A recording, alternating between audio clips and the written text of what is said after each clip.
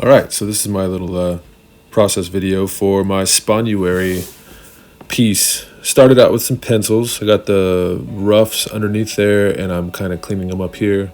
I wanted his skulls on his chest to be a little bit more like shrunken human skulls, you know, like a witch doctor would have or something.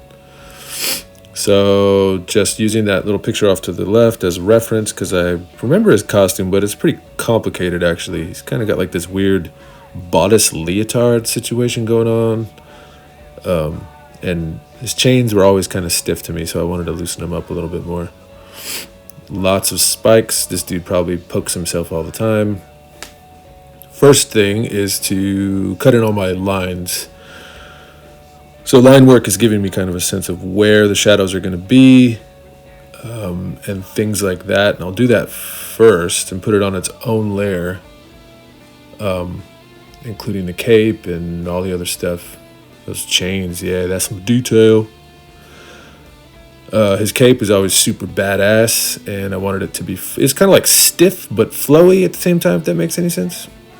So then what I did was I dropped the line work to blue and stuck it on top, so that now I'm inking underneath to give his suit that black quasi shiny leotard type situation. I wanted it to look like it had some creases to it, like it was actual cloth, but also make it a little bit more grimy than you see in most comics where it's just kind of shiny.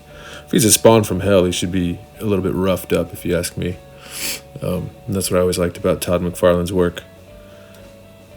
Clean up the stuff that you don't want to be black, and then start putting in some, do the same thing for the shadows on the cape.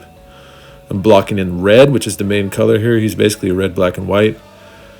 Cutting out all the things that I don't want to be red, like the spikes and whatnot.